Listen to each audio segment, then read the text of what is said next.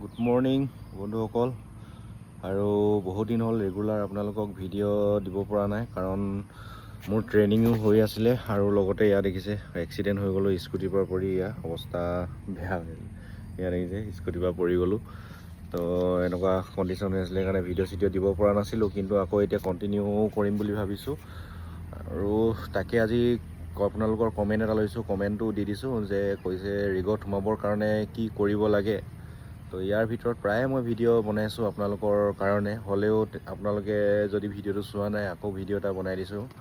চাওক, ৰিগত প্ৰথম সোমাবৰ কাৰণে ৰিগতটো অনলাইন কৰিব নোৱাৰে, যেনেকৈ চৰকাৰী চাকৰিবিলাক এপ্লাই কৰে। তো ৰিগত প্ৰথমটো কথা, ৰিগত সোমাবৰ কাৰণে ৰেফাৰেঞ্চৰ প্ৰয়োজন, চিনাকিৰ প্ৰয়োজন দেই। খোলাকৈ কৈছোঁ, চিনাকিৰ প্ৰয়োজন। চিনাকি নাথাকিলে মানে ৰিগত সোমাবলৈ অলপ টান হয়, কাৰণ ইয়াতে অনলাইনৰ ব্যৱস্থা নাই বুলি কৈছোঁৱে আপোনালোকক।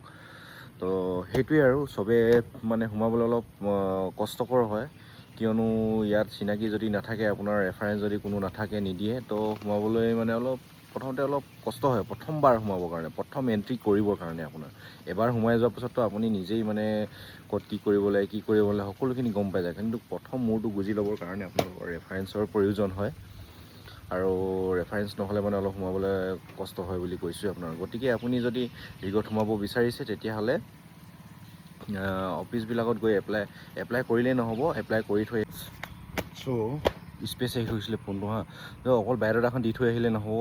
আপুনি তাত এটা অসমীয়া শব্দ এটা আছে, কামুৰি থাকিব লাগে বুলি কয় যে।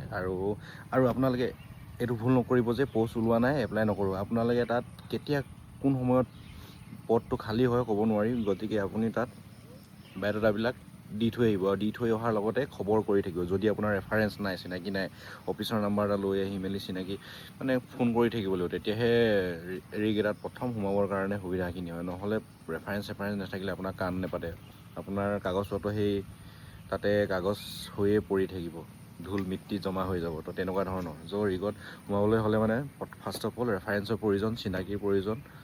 তো সেইটো কথা, তো বুজি পাইছে কথাটো। তো ঠিক তেনেধৰণে কৰিব লাগিব। কি কৰিব লাগে বুলি সুধিছিলে, সেই তেনেকুৱা ধৰণৰ ছিষ্টেমটো এপ্লাই কৰিব লাগিব। বুজি পাইছে? যিমান পাৰে ভিডিঅ'টো শ্বেয়াৰ কৰি দিব আৰু কমেণ্ট কৰিব কি টপিকৰ ওপৰত ভিডিঅ' লাগে। জয় অসম।